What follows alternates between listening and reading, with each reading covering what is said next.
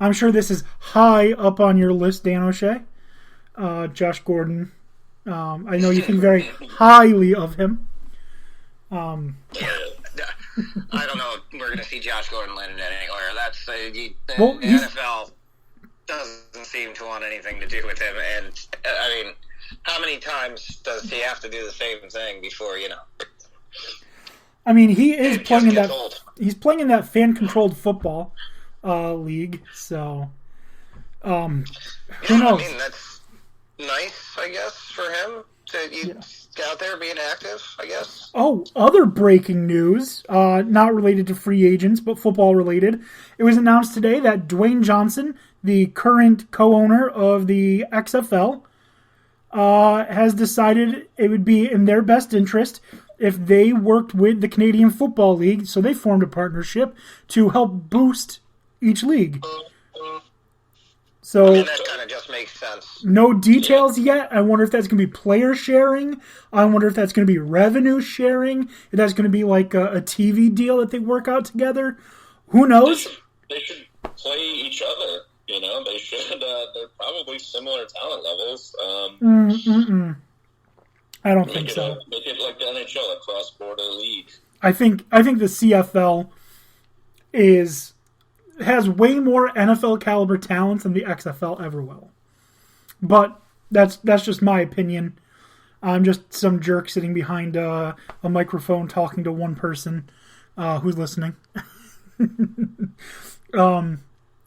But I think that would be great for the sport of football to have the XFL and the CFL working together. Hopefully that brings more visibility to both leagues, because if there's one thing that I want, it's football all the time. All the time. Yeah, I mean, I think it just makes sense one way or another to try and cooperate and try and really put into creation this whole idea of a minor system to the NFL. So, yeah, it seems like a duh, but... All right. So now we're going to move on to one of the biggest travesties in NFL history. Everybody loved the story of the comeback of Alex Smith, and then Washington just fucking releases him. Yeah, well, I mean, it also came out that Rivera was worried about, like, what happens if he gets hurt again, and, I mean, yeah, it's always going to be a risk that's going to be in the back of any team's mind, but, like, I'm sure that Alex Smith is going to land somewhere after what he was capable of doing. It's a shame that he couldn't stay where he was considering, but, I mean, Washington's got so many problems that, Alex Smith potentially hurting himself doesn't need to be one of them. Yeah. I mean, I think he's better than what they can do right now. I didn't really see the point of releasing him. I know his deal wasn't super team friendly, and it's not as far as the cap hit goes. It's I'm reading something on ESPN that says that Ron Rivera met with Alex Smith, and the team decided to grant Alex Smith's request to be released. So apparently he wanted it. Interesting. That I don't really understand, unless he just doesn't like the culture there or something. But from what we've heard about the football team, wouldn't be all that surprising. I mean, listen, from one Dan Snyder to the entire football fandom, we Dan Snyders suck. All right, we are sucky people, and he's the suckiest of the sucky Dan Snyders. So, yeah. Yeah, he needs to just sell the team. But in the meantime, good luck to that. I don't know what they're going to do as far as getting a quarterback goes. Maybe they'll be a buyer for Sam Darnold, but they don't have a premium draft position. They don't appear to be in the Deshaun Watson running, or the Russell Wilson running. I don't know. It'll be really interesting to see what they do. Yeah. We'll see. But we're going to move on. Center Jason Kelce and the Eagles reach a new deal for the 2021 season. Okay, it makes sense. Like, they would have been dumb not to. The one thing that I really didn't like, Broncos franchise tag Justin Simmons. I really wanted him in Dallas, but I knew he probably wasn't going to be there. Yeah, there was a couple people that you knew that they were definitely getting the tag one way or another. And he was one of them. Yeah. Especially with everything else that Denver's got going on, they need to... Keeping him was definitely going to be a priority one way or another.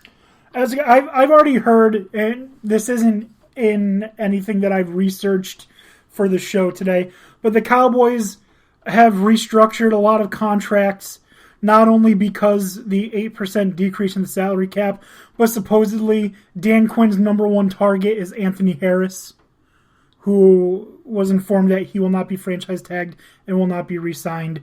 So it sounds like Cowboys are going to be all in on getting him, which really helps that defense a lot. We'll see where that goes, but that's just rumor mill that I had seen. Someone said, Dan Quinn said that he's his number one target. Interesting. Yeah, I mean, safety's the biggest area of need for the Cowboys. Yeah. No, I mean, considering the secondary, the performance your secondary put in last year, I mean, there's no doubt that something needs to happen there and something needs to be addressed. Yep. All right, moving on. Bengals release guard B.J. Finney, and the Texans sign former Seattle Seahawks center Justin Britt. All right, moving on to March 6th.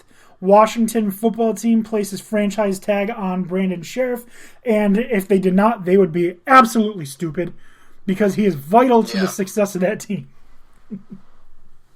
Oh, 100%, and especially going forward. Yep. Yeah, especially if you're going to have a young quarterback. We don't know what's going to happen. Maybe they will trade for Sam Darnold. Maybe they're the destination for Mitch Trubisky or Nick Foles. Maybe some midnight deal happens and they end up winning the Russell Wilson sweepstakes.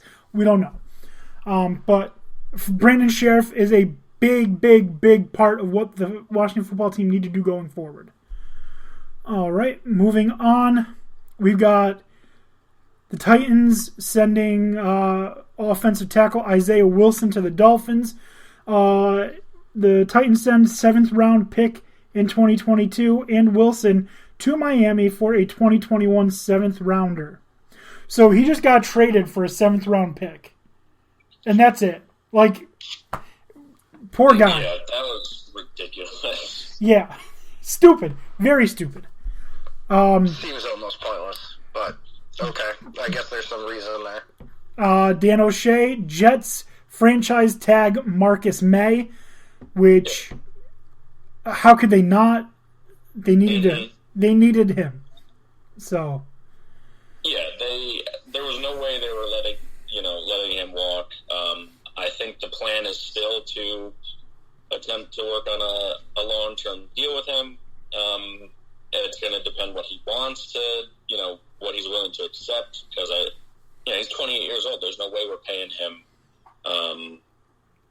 top 3 money, which just seems to be what he wants. Yes, he played fantastically last season. That was his best season, but we're not going to pay you with the expectation that you're going to play to that level for 4 years at your age. I'm sorry. Right.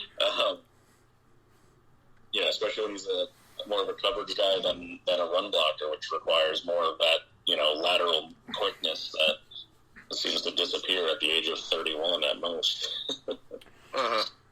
And moving on to what I believe, and you guys can tell me if you think I'm wrong, is the biggest news of the offseason. I think, yes, it's bigger than the Carson Wentz trade. Yes, it's bigger than the Matthew Stafford, Jared Goff trade.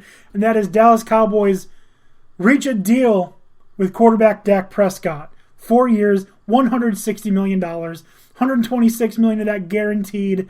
It can be up to $164 million with a signing bonus of $66 million, making him essentially the second highest paid player in the NFL, right behind one Patrick Kermit the Frog Mahomes. Obviously, the Cowboys needed to do something. If they weren't going to sign Dak, they needed to trade him. And we found out exactly what the Cowboys thought of Dak Prescott because they gave him a super lucrative deal, which averages out to $40 million a year, which good for him.